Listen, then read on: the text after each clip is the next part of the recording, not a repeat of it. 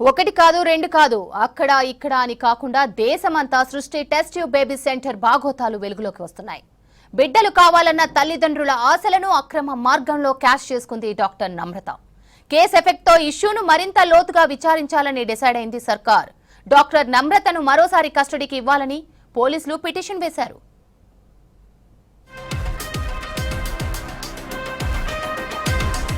సృష్టి test tube baby centre దురాగతాలు దేశవ్యాప్తంగా బయటపడుతున్నాయి.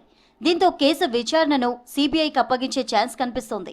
దీనిపై ఉన్నత అధికారుల నుంచి ప్రభుత్వం ఒపీనియన్ కోరినట్లుగా సమాచారం. సికింద్రాబాద్ సృష్టి టెస్ట్ ట్యూబ్ బేబీ సెంటర్ కేసులో పోలీసుల విచారణ కంటిన్యూ అవుతుంది. కేసులో A3గా ఉన్న Vizag centre branch manager C Kalyani Achayyamma, A6గా ఉన్న మీడియేటర్ ధనశ్రీ సంతోషి 5 రోజుల విచారణ కస్టడీ బుధవారంతో ముగిసింది. దీంతో నార్త్ జోన్ డీసీపీ ఆఫీస్ నుంచి వీరిద్దరినీ తీసుకువెళ్లిన గోపాలపురం పోలీసులు గాంధీ ఆసుపత్రిలో వైద్య పరీక్షలు నిర్వహించి సికింద్రాబాద్ సివిల్ కోర్టులో హాజరుపరిచారు.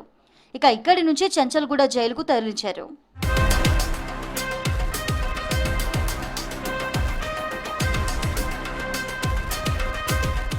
ఐదు రోజుల పోలీసుల కస్టడీ విచారణలో ప్రధాన నిందితురాలు సృష్టి సెంటర్ ఓనర్ డాక్టర్ నమ్రత పలు కీలక అంశాలకు సంబంధించి పోలీసులకు సమాచారం ఇచ్చినట్టుగా తెలిసింది. సరోగసీ పేరుతో ఇప్పటి వరకు 80 మంది పిల్లలను కొనుగోలు చేసి విక్రయించినట్లు ఆమె అంగీకరించారని తెలిసింది.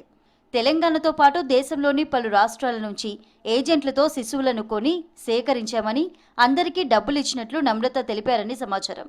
కానీ తన దగ్గర ఏజెంట్ల వివరాలు లేవని చెప్పినట్లు తెలుస్తోంది.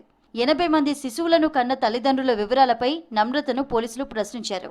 సరోగసి మోసాలు, చైల్డ్ ట్రాఫికింగ్ తదితర అంశాలపై సమగ్ర సమాచారం అవసరం ఉందని, ఇందుకు నమ్రతను మరోసారి కస్టడీకి అప్పగించాలని పోలీసులు కోర్టులో పిటిషన్ వేసినట్లు తెలిసింది. ఈ కేసులో ఇప్పటి వరకు 26 మందిని అరెస్ట్ చేయగా ఒకరు పరారీలో ఉన్నారని సమాచారం.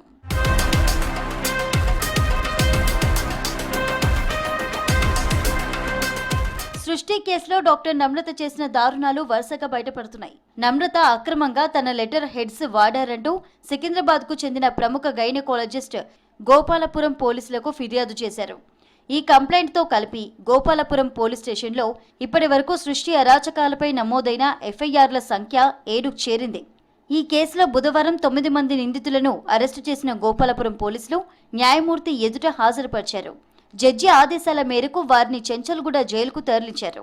వీరిలో వైజాగ్ సృష్టి బ్రాంచ్లో డాక్టర్లుగా పనిచేస్తున్న అనుశ్రీ, రమ్యతో పాటు అనెస్థీషియన్ రవి, 3 తల్లిదండ్రులు, 3 ఏజెంట్లు ఉన్నారు. 2018 నుంచే వీరి దందా కొనసాగుతుండగా తెలుగు రాష్ట్రాల్లో అన్ని ప్రముఖ బ్యాంకుల్లో నమ్రత వారి అనుచరులు ఖాతాలను తెరిచి అందులో కోట్ల రూపాయలను జమ చేసుకున్నట్లు పోలీసులు గుర్తించారు.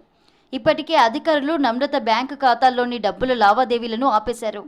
అక్రమ సరోగసి, చైల్డ్ ట్రాఫికింగ్తో కోట్ల రూపాయలు సంపాదించిన నమ్రత తెలంగాణ, ఏపీలో భారీగా కమర్షియల్ ఫ్లాట్లను కొనుగోలు చేసినట్లు తెలుస్తోంది. వీటి వివరాలు తెలపాలని పోలీసులు 2 రాష్ట్రాల స్టాంప్స్ అండ్ రిజిస్ట్రేషన్ అధికారులకు లేఖలు రాసినట్లుగా సమాచారం.